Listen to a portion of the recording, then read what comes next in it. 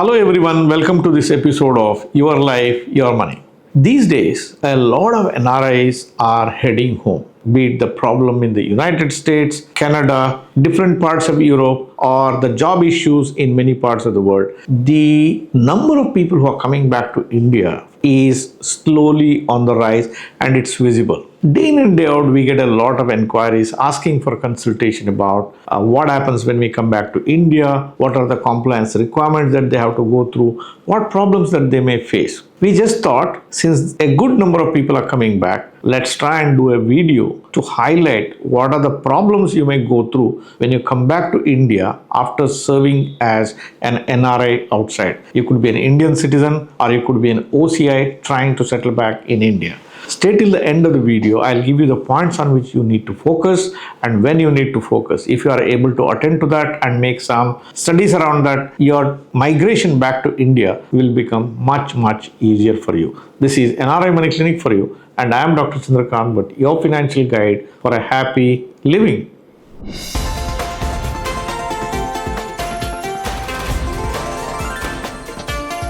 NRI Money Clinic. No hype, just the right advice. Let's look at all the areas which you need to focus on, and let me give you the preliminary knowledge or information pertaining to that. For more refined information on this, you need to consult the concerned professionals. See, for example, somebody, an experienced person from the banking side, a chartered accountant, the lawyer, financial planner, CPA in your respective countries. These professionals need to be consulted before you come back to India. Let's look at the different items one by one. Number one, your bank accounts. As an NRI, you had NRI, NRO, FCNR accounts. You would have had accounts outside of India in the country where you stayed, or it could be having accounts in some of the offshore locations. Everything is possible. When you come back to India, you do not require to close any of your accounts that you have held outside of India. Maybe the country where you resided, for example, if you resided in UAE and you decide to come back to India, if the bank in UAE does not permit you to have a bank account, that's a different issue. But from an Indian legal perspective, it does not prevent you not to have an account which is outside of India. From your Indian perspective, you are at liberty to maintain your accounts outside of India without any problem. However, when you come back to India, your NRI, NRO account, they need to be closed as quickly as possible. Let's say a reasonable period of 3 months after you come back. You should not continue these accounts. Your NRI FDs need to be converted back into the resident FDs. You don't have to break them and you have to rebook it. No, that's not required, but you just have to inform the bank, tell them your intention to come and settle back in India for permanent, and you come back, give them the dates on which you have come back, and they will redesignate your fixed deposits back into the resident status. Many times you face problem at the bank branches because the bank staff themselves will not know about this and they may give you a wrong information around this. So the best way is either you write to the customer care of the bank or the customer care of the NRI cell of the bank, ask them to guide you what you need to do, or ask the bank staff to consult their NRI cell and get an official answer. So just because some staff is seated in the front desk of those banks and you get an information which is contrary to what I said here, don't succumb to it. Ask for more clarification. Bank account changing is a major event when you come back to India. Point 2, taxation related issues. You were working as an NRI or an OCI in some other part of the world, could be Middle East, could be Europe, could be in the Americas or any other countries. So you had taxation which is applied from the country where you lived. You also had a taxation from your income from India. Now that you are coming back to India and going to live in India permanently here, what changes is now you are going to become a resident Indian. So being a resident Indian, all your income in India will be taxed in India as before. There is no change to it. But there are certain exemptions you had before as an NRI. For example, your NRI FDs were tax free. I mentioned in my earlier point, your NRI FDs have to be converted back into the resident FD for any reason. You missed it by negligence or oversight or whatever it is. You are a resident Indian, you are carrying an NRI FD. In that case, even the NRI FD interest rate, what you get, will become taxable in India. Likewise, being an NRI, your income outside of India, your investments outside of India, the assets that you had outside of India was not getting taxed in India. However, once you are back in India as a resident Indian, then all your overseas investments will also become taxable in India after a lapse of a period called RNOR, resident, not ordinary resident. I'll talk about this in the next point. Barring that RNOR period, during all other periods, the investments that you leave behind outside of India will become taxable in India.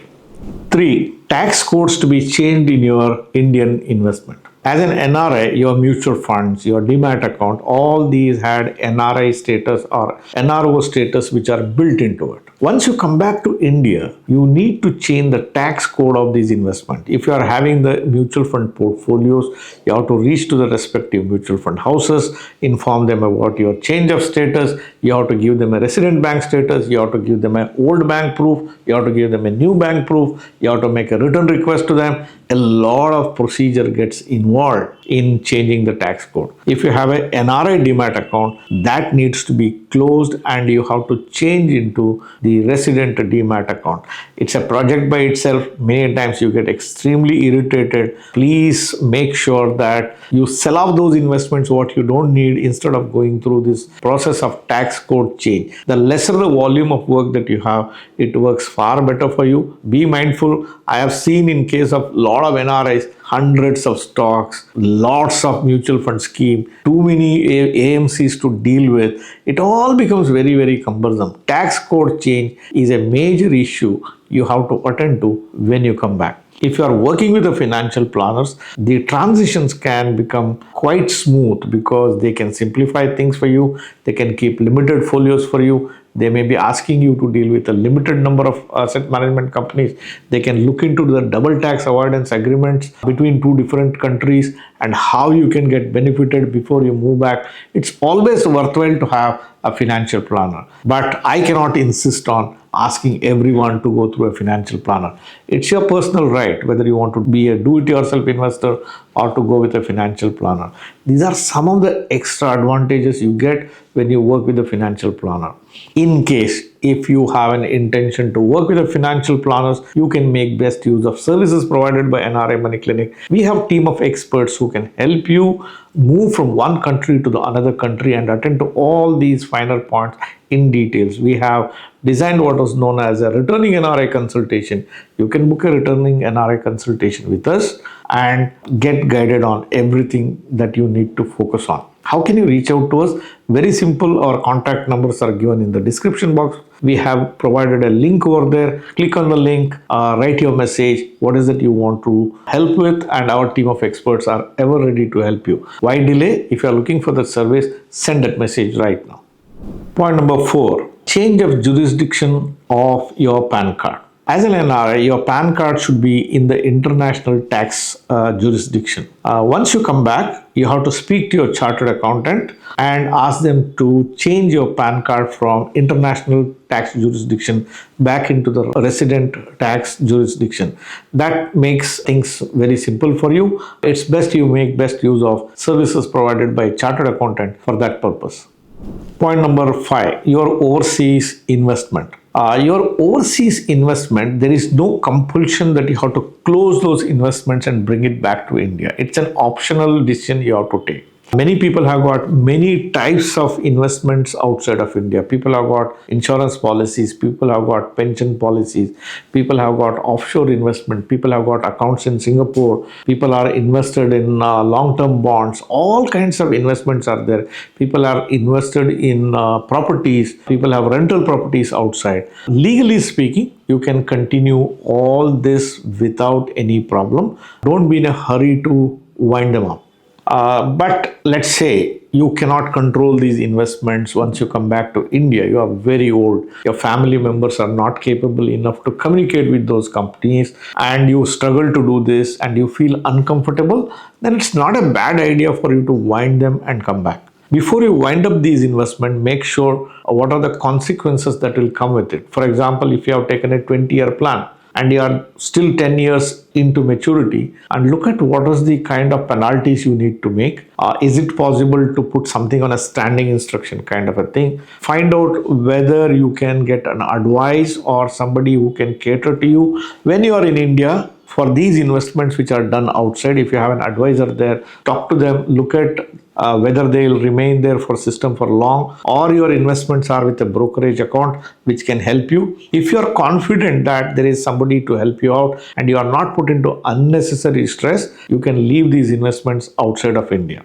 As an NRI, when you did an investment, these investments done outside of India were not taxable in India. However, once you become a resident Indian, all these investments will become overseas investment of a resident Indian and will be taxed as per the laws which are applicable to the resident Indians. Whether it is your stocks, whether it's your bonds, whether it's your insurance policies, whether your pension investments that you have done, all these things will be taxed according to the Indian systems. Earlier you had the double tax avoidance agreement benefit.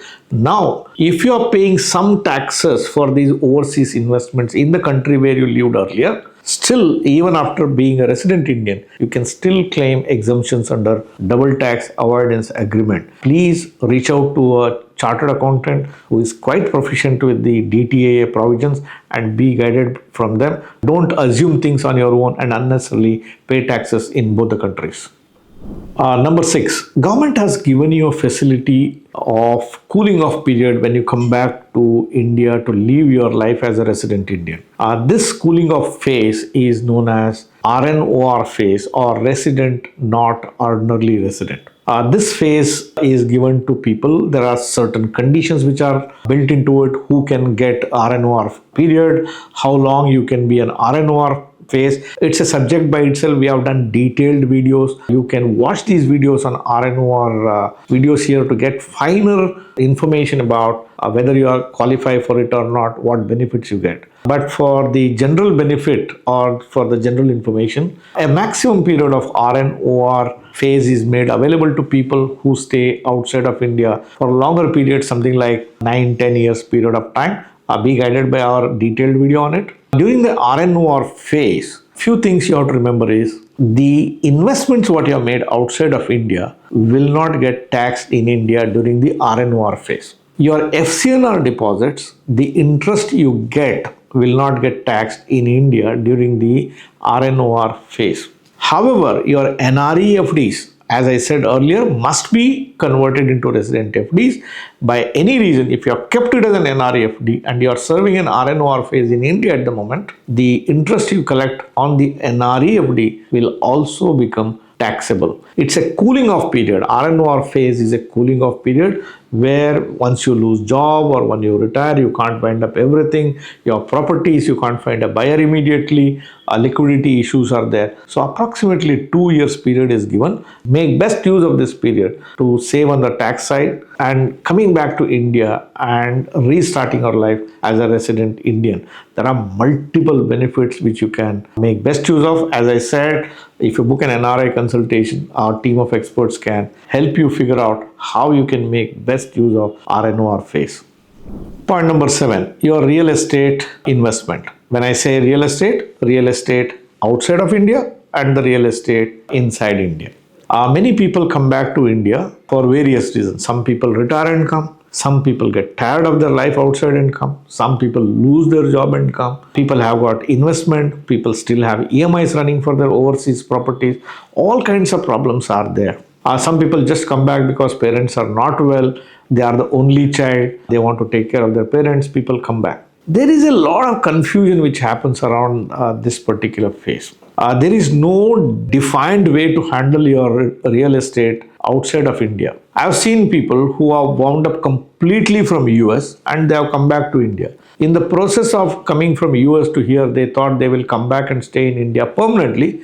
They sold off their need-based house also in the US and they came back and started life in India. After a while, within a few months, they found that it is impossible for them to live in India. They went back to US all over again. The earlier property that they had purchased was purchased for a very low price. They had a interest rate which is very closer to zero. They had a bank loan which was coming at about 2% or so. Now, when they bought the property, they bought it at a higher price and they are paying the loan now at a very high interest rate. Had they thought about it and decided not to sell the property for at least 1 year or during the RNOR phase, they could have saved this trouble of paying extra interest, going back and buying one more property.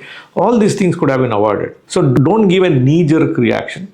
Don't think that everything will be hunky-dory once you come back. You will be able to easily adjust and do this mistake. Probably a best case would be to wait for a while when you come back. See whether you'll adjust to India very well. What is my probability of going back to the same country? All these things have to be factored and then take a meaningful decision which is in your best interest. The similar way, when you come back to India, people will be in a hurry to buy a house. Again, don't do this mistake. When you come back to India, the best part of India is rentals are much lower compared to the property prices. You could be working in Bangalore now, but after some time, from Bangalore, you may go back to Delhi, Hyderabad, Ahmedabad, Pune, wherever it is. So don't be in a hurry to buy the Indian real estate in a hurry. Come back, settle down, take a rental property, see how the city treats you, see how the job treats you, see how your children get adjusted to the new place, new schools, new job and all these things.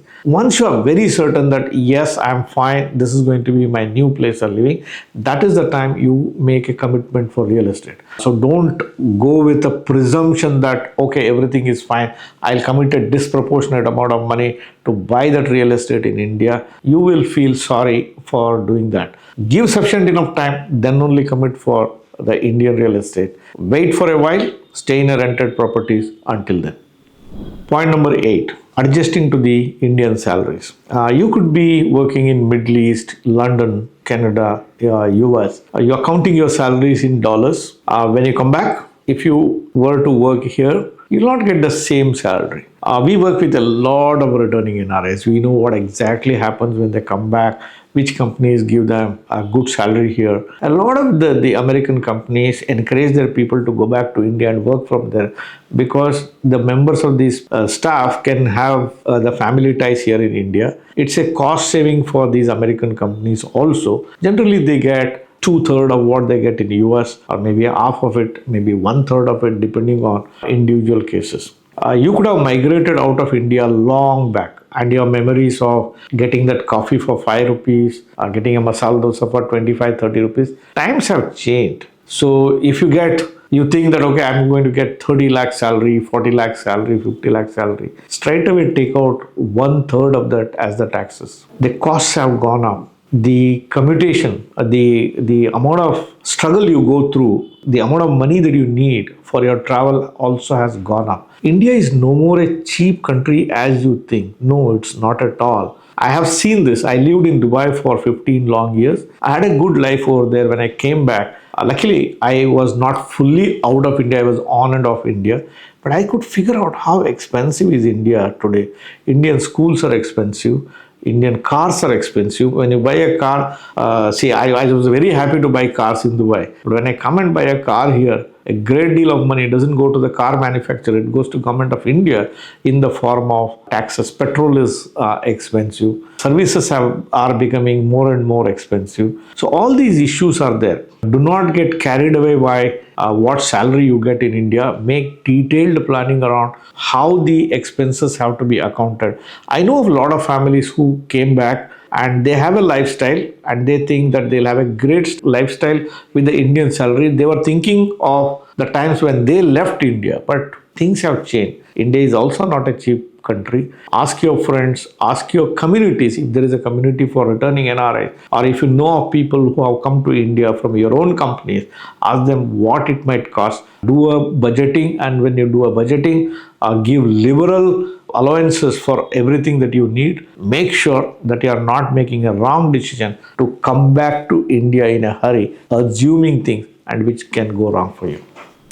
Point number 9. It's a new way of life when you come back to India. You have seen this during your childhood days, you have seen this before you become an NRI. But when you become an NRI, you are exposed to a different type of living abroad.